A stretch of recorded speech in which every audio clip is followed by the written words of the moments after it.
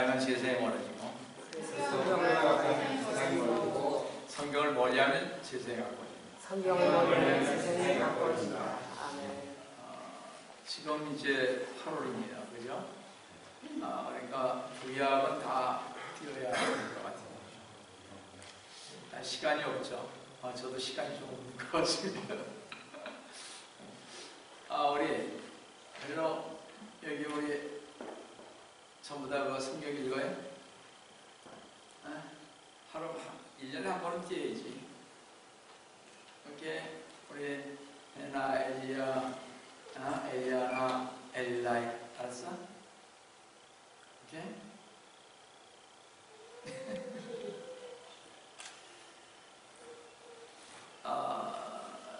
성경을 읽으셔야 합니다.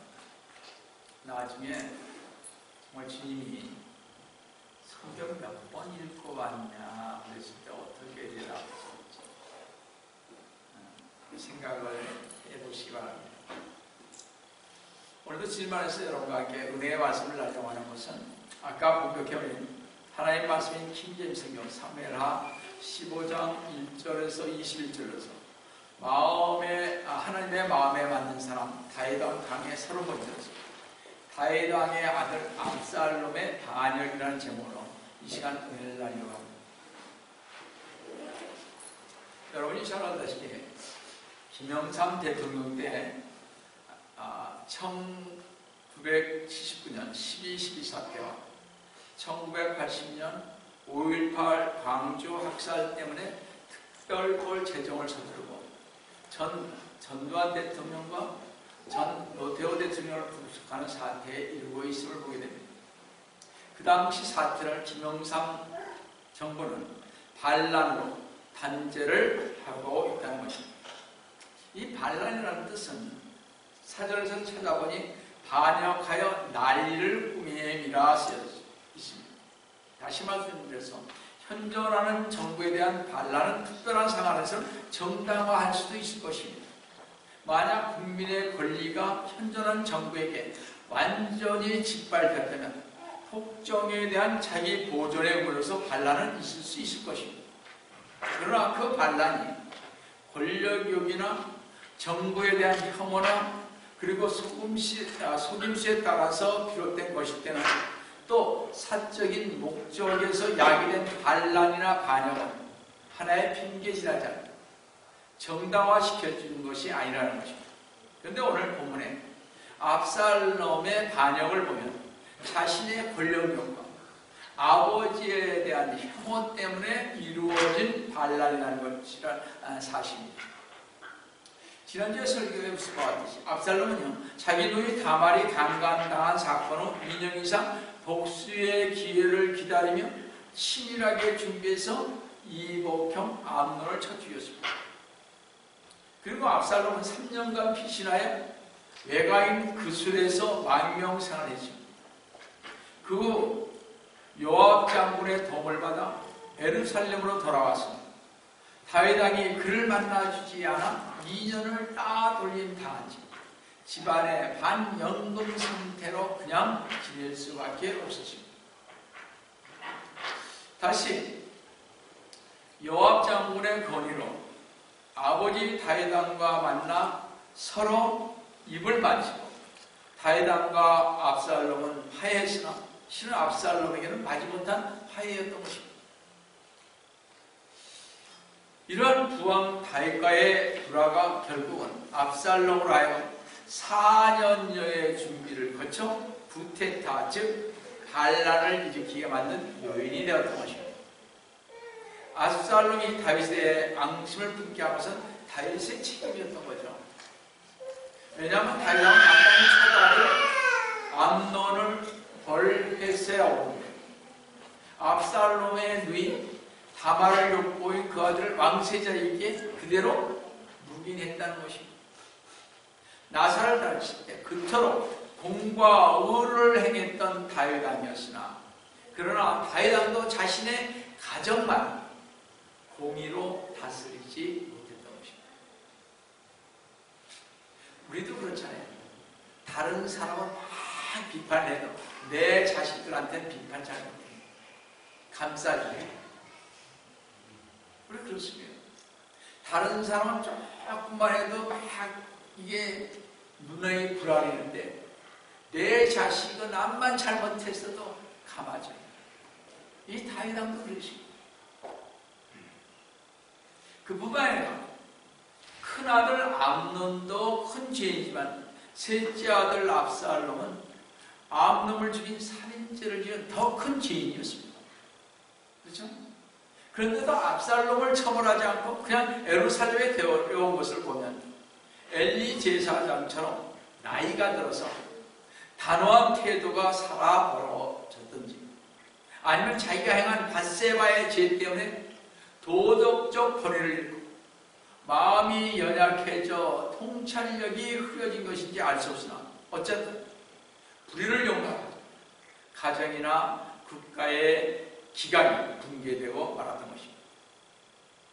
가정과 국가의 대소서를 하나님의 뜻에 따라 결정하고 집행하는 기본이 흔들렸을 때 다윗은 결정적인 과오를 범했습니다. 첫 번째로 셋째 아들 압살롬의 반역을 보시겠습니다. 압살롬은요, 공주로자 하는 어머니의 영향 때문이었는지 아니면 자기의 뛰어난 외모 때문인지 모르나 교만하고 정치 권력에 대한 야심이 많았습니다. 그는 오랫동안 정권욕을 키워가시고 법적 절차에 따라 순리대로 왕위를 얻으리라는 기대를 갖기 힘들게 되었을 때 치밀한 전략을 세워 고단수의 정치 기술을 발휘하기 시작했습니다. 그 일을 위해 시작한 것이 본문 15장 1절인 것입니다. 다 같이 보시면요. 그 외에 압살롬이 자기를 위하여 병거들과 말들과 자기 앞에 달릴 50명을 예비합니다. 압살롬은요, 백성들로 하여금 자기가 왕이 계승자라는 인상을 주기 위해 전차 한 대와 말들을 구하고 호위병 50명도 고용했던 것입니다. 압살롬은 생각합니다. 왕은 백성들에게 신비감을 주어야 한다고 생각을 했습니다. 그래서 백성들 앞에서 공개적으로 모습을 나타낼 때는 언제나 자기를 과시하기 위해 말과 전차와 호병 50명을 대동했던 것입니다. 압살롬은 자신이 아버지 다윗을 대신해서 왕이 되려면 많은 사람의 지원을 받아야 한다는 것을 잘 알고 있었기 때문에 그렇습니다. 따라서 어떻게 하든지 백성의 마음을 사로잡아야 했으며 이를 이루기 위해서는 물부리를 가리지 않을 각오가 되어 있었던 것입니다. 그래서 자기가 왕이 되면 백성들이 더 잘 살 수 있고 나라 안에서는 공의가 다 더 잘 실현될 수 있도록 애쓸 것임을 은연중에 보여줬습니다. 백성들이. 압살롬은 자신이 아버지 다윗 왕보다 더 우월하다는 것을 보여줄 근거를 보여주기 위해서 아침 일찍 일어나서 성문으로 나갔던 것입니다. 우리 사무엘하 15장 2절을 보시겠습니다. 압살롬이 일찍 일어나서 성문길 곁에 서서 송사가 있는, 옛날 이때는요 지방에 가는 성문 앞에 있어서 이렇게 송사 오는 사람을 대해서 이렇게 재판을 했던 그런 때였습니다. 그래서 지금 성길 곁에 서서 송사가 있는 이런 말입니다. 자, 압살롬이 일찍 일어나서 성문길 곁에 서서 송사가 있는 어떤 사람이 재판을 차려하고 왕에게 오면 누구한테 와요? 다윗 왕에게 오면. 그렇습니다. 지금 다윗 왕에게 오는 거예요. 근데 압살롬이 그를 부릅니다. 네가 어느 성에서 오느냐 하고 그가 말하기를 당신 쪽은 이스라엘의 지파 중 하나에 속한 나이다 하면 압살롬의 계략은 먼저 백성들에게 왕에 대한 불만을 유도하는 것이죠. 그 성문에서는 매일 장로들이 재판하는 곳이었는데 압살롬은 그 성문에서 장로들 즉 재판관들에게 백성들이 문제를 해결해 달라고 가져온 사건들을 듣는 사람이 아무도 없다는 것을 이렇게 은연중에 유도했습니다. 보면 3절에서 압살롬이 그에게 말하고 보라 네 일이 옳고 바르나 너를 들을 왕의 대리자가 없도다. 이렇게 말함으로써 뭐예요? 자신이 재판권을 장악하는 것이 더 낫다는 강한 암시를 백성들에게 지금 심어줬던 것입니다. 그래서 이거 가끔 있잖아요. 이렇게 그 신문에서 막 이렇게 때리면 백성들은 이거를 이해를 못합니다. 많은 분들은 이걸 올바로 보질 못해요. 그렇기 때문에 신문 그대로만 믿으면 안 된다는 거죠. 하도 요즘은요 유언비어도 많고 이게 이 말이지 이게 저 말이지 정말 모르고요. 교회도 이 교회가 좋은 거지 저 교회가 잘 모릅니다. 저희들 어떻게 해야 될지 갈팡질팡하는 시대가 지금의 시대입니다. 어떤 교회에서는 이런 얘기하지 않습니까? 주님 오신다고 재림 얘기하면 저거 이단 비슷하게 가네. 또 신윤사 병을 고치고 마귀를 쫓으면 저는 완전히 이단으로 말아버립니다. 그거 이상하게 됐어요. 옛날에는 그런 게 우리 주님도 참 귀하게 보시고 사도들이 그런 걸 마귀를 쫓지 못해서 참 왜 우리 못 나가냐고 이랬을 때 주님께 금식과 기도에는 못 나간다 하면서 그렇게 말씀하셨는데 한심하게 봤는데 왜 이렇게 믿음이 적느냐고 우리 주님께서 그랬는데 지금은 그거 하는 사람 다 이단이에요. 그거 이상하게 변했어요. 그러니까 그걸 하려고 하지 않습니다. 은사가 있어. 그러니까 뭐 솔직히 한국에서 몇 교회뿐이 없어요. 10교회 잡으면 아마 잘 잡을 것 같아요. 없어요. 안 하면 그러니까 이게요 자기네들이 그걸 능력이 없어서 못하는 건 모르고 그런 식으로 이렇게 얘기를 합니다. 지금 그래서 여러분이나 저나 항상 깨어 기도할 수밖에 없는 시대가 되십니다. 잘 믿고 가야 할 수밖에 없습니다. 제가 하는 신학교에서는요 이미 많은 것이 없어졌어요. 왜냐하면 젊은이들이 그런 걸 원치 않습니다. 이 젊은 세대하고 우리 세대하고는 엄청나게 차이가 많이 납니다.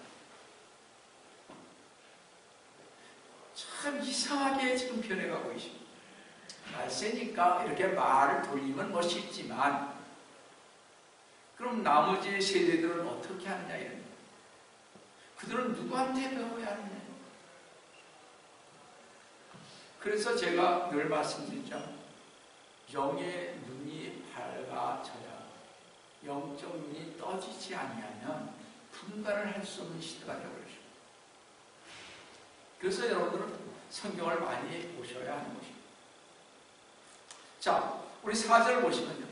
압살롬이 또 말하기를 내가 이 땅에서 재판관이 되었더라면 고소하고 송사일이 있는 사람이 내게 올 때 내가 그에게 정의를 베풀리라 하더라.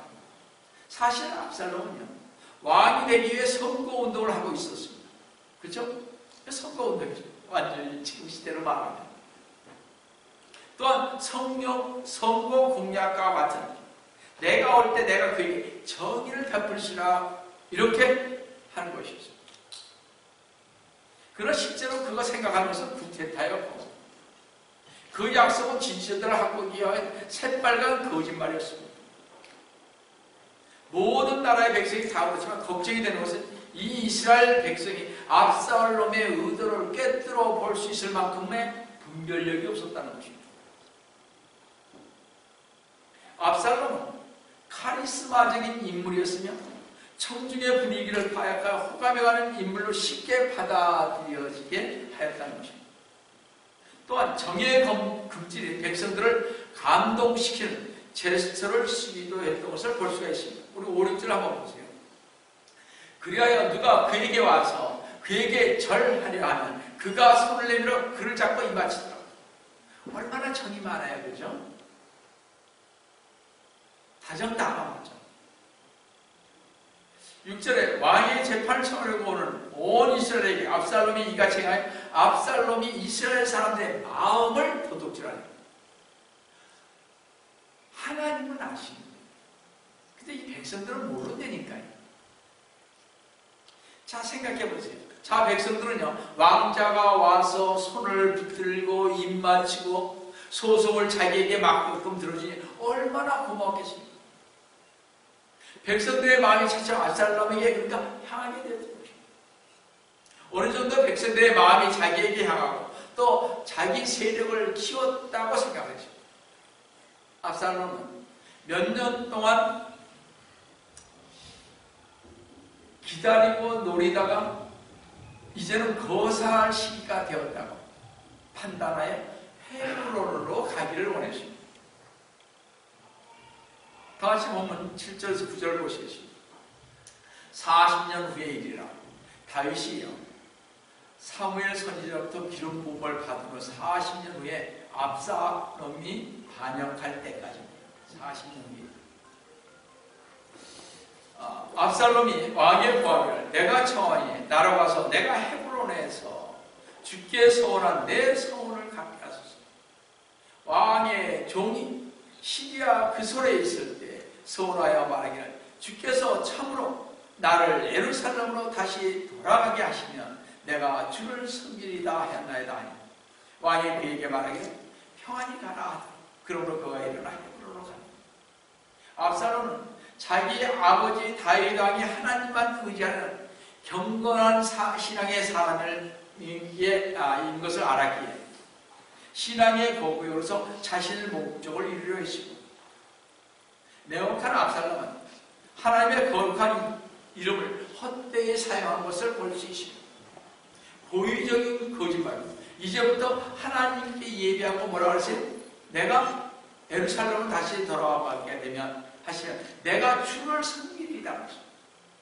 즉 하나님께 예배하고 하나님을 섬기겠다는 약속을 조금 더 두려움 없이 자신의 교활함을 숨기고 왕에게 말하고 있다는 것입니다.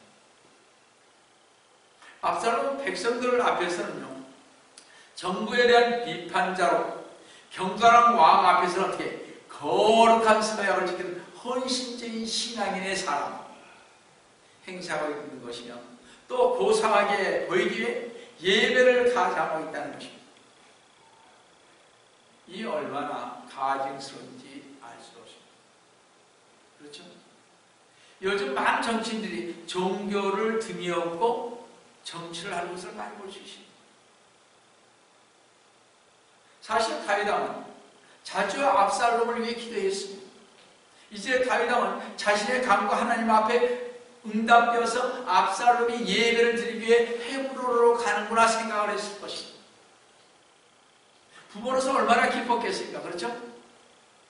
너무나 기뻐서 헤브론으로 가서 가는 것을 쾌히 허락했으나 본문 10절을 보시면요 전혀 다르다는 것을 볼 수 있습니다. 본문 10절 잘 보세요.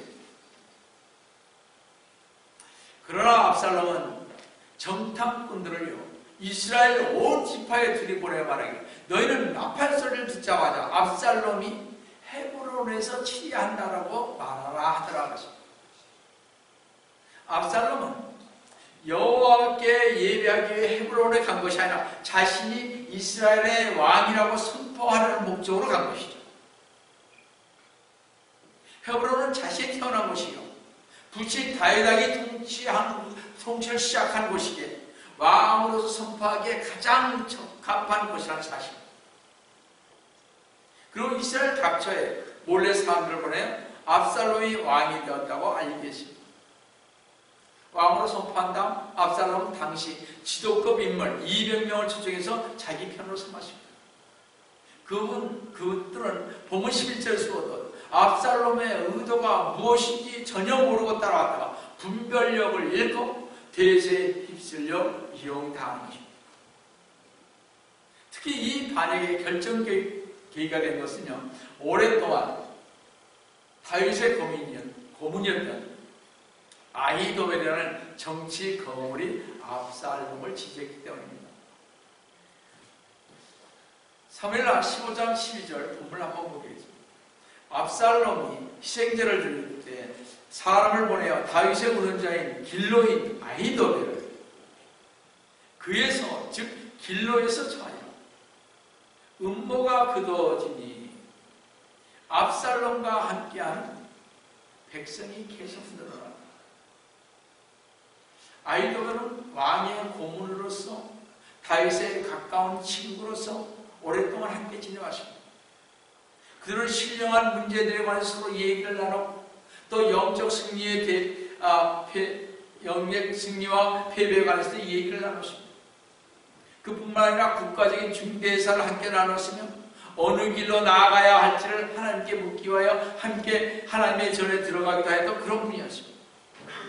그런 동안 아히도벨의 지혜는 다윗에게 큰 도움이 되었던 것입니다. 그 말씀이 시편 55편 13절에서 14절에 잘 나와 있습니다. 그러한 아히도벨이 지금 그에게 다윗 왕에게 등을 돌리고 있습니다. 왜 다윗과 가장 친구와 같던 그가 배반하였는가 하는 것입니다. 아히도벨의 그 배반은 큰 이유가 있습니다, 여러분.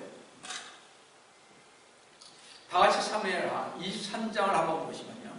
사무엘하 23장 후반부에 다윗의 특별한 총애를 받은 호위병 37명의 명단이 나옵니다. 근데 그리고 지난번에 보았듯이 사무엘하 11장 3절을 보면요. 바세바는 엘리암의 딸인 것을 볼 수 있습니다. 여기 잘 보세요. 자, 사무엘하 11장 3절 보겠습니다. 다윗이 보내요. 그 여인 바세바를 알아보게 하니 이 여인은 엘리암의 딸이라 했습니다. 히딘 우리아의 아내 바세바가 아닙니까? 그래서. 근데 사무엘 23장 34절 보면 길로인 아히도벨의 아들 엘리암과 그랬습니다. 자, 아히도벨의 아들이 누구예요? 엘리암입니다. 그렇죠? 엘리암의 딸이 누구예요? 바세바죠. 그러니까 따라서 아히도벨은 바세바의 할아버지가 되는 거죠. 그렇죠? 잘 보셔야 합니다. 또 23장 39절에 보시면 히딘 우리아니 모두 37인이더라.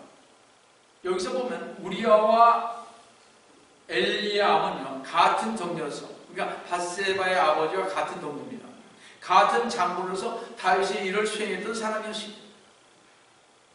그리고 아히도벨의 손녀예요. 아히도벨의 아들 엘리암의 딸인 바세바가 우리아와 결혼했던 것입니다. 따라서 우리아는 아히도벨의 손녀 사이죠. 이 관계가 그렇게 됩니다. 아히도벨의 손녀는 누구예요? 바세바고, 바세바와 결혼한 우리아는 바로 아히도벨의 손녀 사이가 되는 거죠. 그런데 다윗이요, 아히도벨의 손녀 바세바를 강간하고 또 그 남편 우리아를 죽이고 했으니 얼마나 수치스럽고 가증스럽겠습니까? 그래서 아히도벨은 그 일로 인해 어디로 갑니까? 다윗과 사이가 벌어져 예루살렘을 따라 낙향하여 조용히 길러에서 있었던 것입니다. 다윗이 자기의 가문에 행한 아주 악한 일을 생각하면 생각할수록 복수심이 아마 아히도벨의 마음에 끌어올랐을 것입니다. 압살롬은 아히도벨의 이 같은 마음을 너무나 잘 알고 있었고 다윗에게 복수심이 있는, 그리고 다윗의 정략을 너무나 잘 알고 있는 아히도벨을 끌어들여야 한다고 생각을 하고 사람을 보내쳐냈던 것입니다. 그래서 아히도벨은 압살롬이 자기의 거사를 알리고 요청했을 때 서슴없이 어떻게 압살롬의 모의에 가담했던 것입니다. 그래서 아히도벨이 압살롬의 편에 섰다는 소식이 전개에 전해지자 삽시간에 많은 무리가 불어가면서 반란 세력이 전국으로 퍼져나갔던 것입니다. 여기서 보면 여러분, 민심이 천심이라는 말이 항상 옳은 말은 아니죠. 잘 보세요. 우리 보통 얘기할 때 민심이 천심이다. No. 여기서 그렇지 않다는 거죠. 민심이란 얼마나 쉽게 정치에 이용당하여 조작되는지 모른다는 것입니다.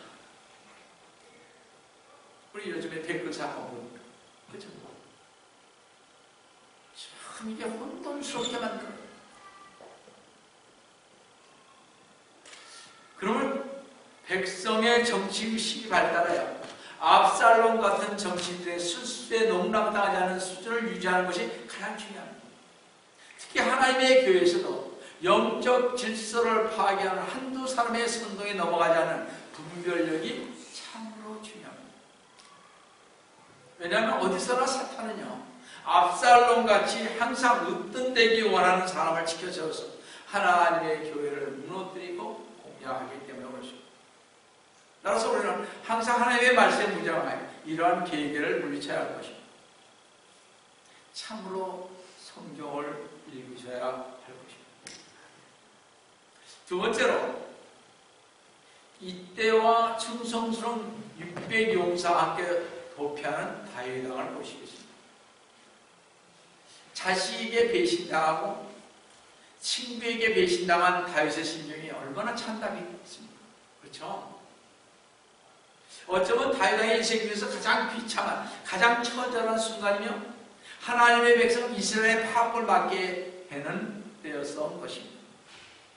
누구든지 다윗 왕과 같은 경우를 당하면 격분해서 군대를 아마 동원해서 가서 맞서 싸우려고 준비를 했을 것입니다. 그러나 그 나이 거의 60이었으나 아직 충성스러운 군대가 있었고 예루살렘 산성에는 요새가 있었기 때문입니다.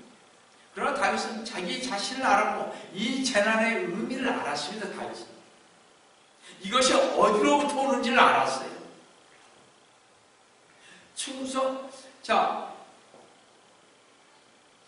우리아의 밧살바를 범하고 충성스러운 우리아 장군을 죽인 일로 자신의 죄를 회개하고 하나님께 회개하고 죄 사함을 받았는데요. 하나님의 징벌을 피할 수 없다는 사실도 알았습니다. 여러분들, 그래서 우리가 죄를 지면 반드시 그 죄값을 받는 것입니다. 이 세상에 있을 때. 그건 사실인 것입니다. 그래서 다윗은 반역하는 압살롬과 싸우기보다는 예루살렘을 떠나는 편을 택했습니다. 이게 어디서부터 온 건지 아닌가요? 하나님으로 돌아옵니다. 또 이것도 둔하면 그것도 못해요. 그죠? 여부스 사람들에서 빼앗아 다윗 성이라 이름하고 왕궁 건축도 운대한 도시를 건설한 다윗이 예루살렘을 포기한다는 것은 자기의 모든 것을 포기한다는 것과 같은 것입니다. 다 같이 사무엘하 15장 14절 보세요. 다윗이 예루살렘에서 그와 함께 있는 그의 모든 신하들에게 말하기를 일어나 도망하자. 그렇지 않으면 우리가 압살롬에게서 피하지 못하여 서둘러 떠나자. 그가 갑자기 우리를 따라잡고 우리에게 재앙을 가져와 칼날로 성을 칠까 하노라 했습니다. 대결보다 도피를 택한 다윗의 결단은 비겁했기 때문이 아니며 압살롬과 그를 분별 없이 추종한 자들이 옳다고 인정했기 때문도 아닌 것입니다. 동족 간에 피 흘림으로 하나님의 성 예루살렘을 더럽힐 수 없다는 생각에서 나온 것입니다. 그렇잖아요. 6.25 동족 상전 참 우리 잊을 수 없잖아요. 그죠? 다윗은 그런 사람입니다.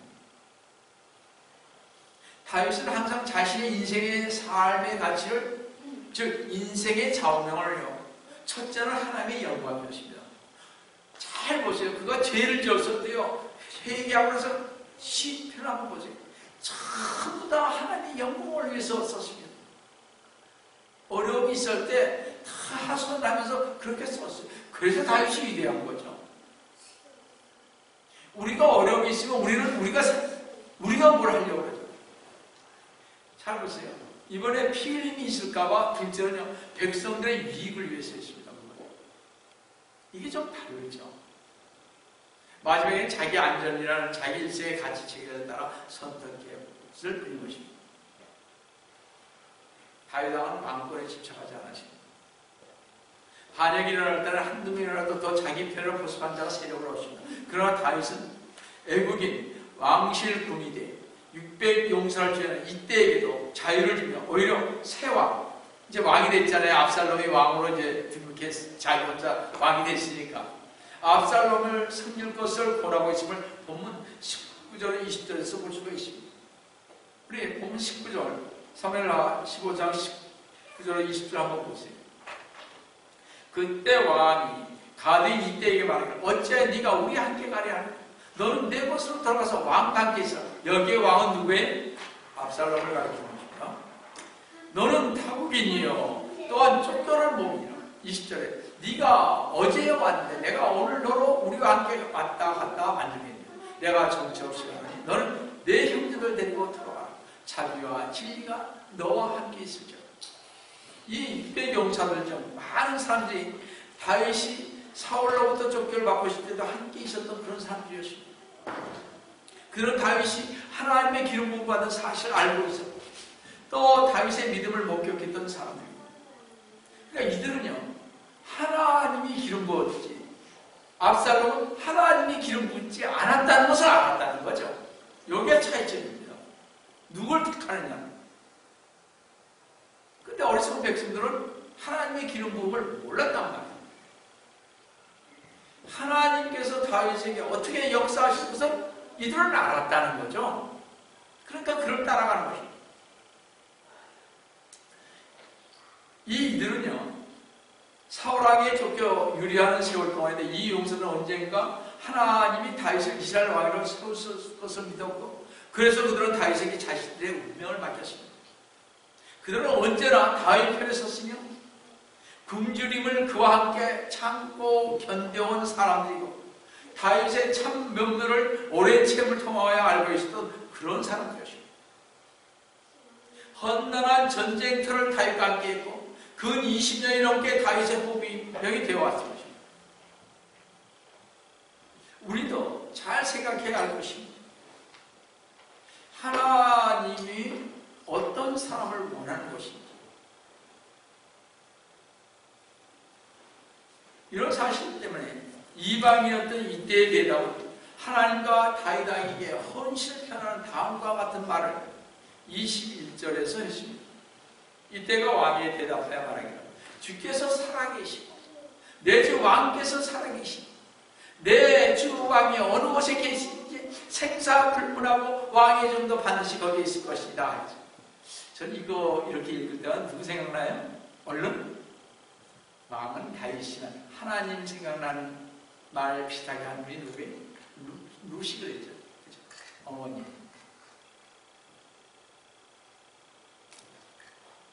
여튼 이때와 이 믿음직한 용사들은요, 이스라엘 백성들이 압살롬의 편에서 그를 선택하고 또 마치 압살롬의 반역이 성공하는 것처럼 보일 때도 다윗 편에 섰으며 다윗에게 그들의 운명을 맡겼습니다. 어떤 사람들은 그들의 이런 태도를 다윗이 옳기 때문이라 다윗을 좋아했기 때문이라고 간주하기도 합니다. 그러나 단순히 다윗을 좋아했기 때문이라면 그들이 생명의 위협에도 불구하고 그런 험난한 길을 다윗과 함께 가겠다고 고집 부릴 수 있을까 하는 것입니다. 그렇지 않죠? 내 목숨이 경각에 달렸는데. 사실요, 우리는 우리 자신들을 그리스도인, 즉 성도라고 칭하고 있습니다. 그리스도인이라는 말은 뭐예요? 그리스도에게, 주 예수 그리스도에게 속한 자라는 그런 의미입니다. 그리스도인이라는 말. 그러면 우리는 정말 그리스도에게 정말 속해 있는가 하는 것입니다. 다시 말씀드려서 우리가 그리스도를 따르는 자들이 되기 위해서 기꺼이 주님의 길을 따르는가 이겁니다. 이때처럼. 그렇죠? 과연 우리는 하나님 예수님께서 사람들로부터 버림을 받으시고 유혹을 받을 때도 주님을 따를 수 있었을까? 우리 2000년 전에 많은 백성들이 불렸습니다. 그렇죠? 베드로도 모른다고 그랬습니다. 세우분이 됐죠. 과연 우리는 그때 갈 수 있었을까? 내가 만약 예수님의 그것을 보면서 예수의 이적과 기적과 말씀하신 것을 보면서 나는 저분만을 따라가리라. 과연 그랬었을까? 저 한번 생각을 해보고 저 자신 내가 과연 그렇게 했었을까? 제자들도 예수님을 잡으러 오니까 다 도망갔는데 나는 과연 그랬었을까? 한번 반문해보고 지금도 그렇게 반문을 해보고 여보가 너 정말 따를 수 있니? 여러분 정말 따를 수 있습니까? 내 이런 어려움이 있었을 때 따를 수 있냐 이거죠.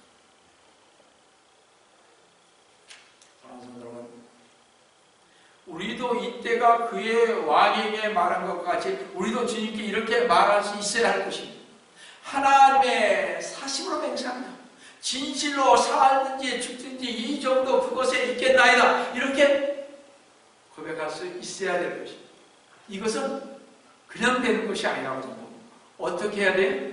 말씀 보면서 어떻게 순교는요 그냥 되는 게 아니다. 벼랑간 닥치면 순교 못해요. 뭘 해야 돼? 준비해야 돼. 준비해야 돼. 계속 주님 안에 제가 가겠습니다 말이죠. 이 준비가 됐을 때 벼랑간 닥쳐도 순교할 수 있죠. 그렇지는 못한다고 저는 모르죠. 언제나 이 마음속에 주님을 위해서 주십니다. 이것을 기도를 통해서 말씀을 통해서 항상 각오하면서 가도 흔들릴 텐데 말이죠. 그렇지 않습니까? 성경은 우리 모두는 주님께 속한 자입니다. 우리가 가야 하는 길은 주님께서 우리를 위하여 얘기하신 주님의 가신 길을 갈 뿐이라는 것입니다. 우리 모두 이때와 그 600명의 용사들처럼 어려운 때나 낙심이 있을 때나 비록 죽고 싶은 심정이 일지라도 낙심치 마시고 절망치 마시고 이때와 600명의 용사가 오직 한 길 다윗 왕만을 쫓았던 것처럼 우리도 좌우 뒤를 돌아보지 마시고 오직 한 길 주님만 쫓아 승리하시는 성도 여러분 되시기를 주님의 이름으로 축원드립니다. 사랑의 하나님 아버지, 주님의 은혜를 진심으로 감사드립니다.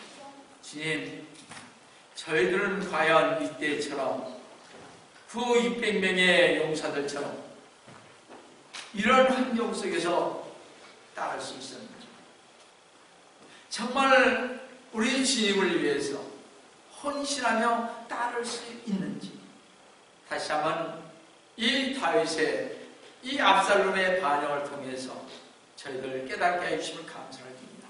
지금 저희들 이때와 같이 그 600용사와 같이 정말 주님 안에서 헌신된 그 길, 오직 한 길, 주님을 쫓아갈 수 있는 저희들 될 수 있도록 주님 도와주시기를 원합니다.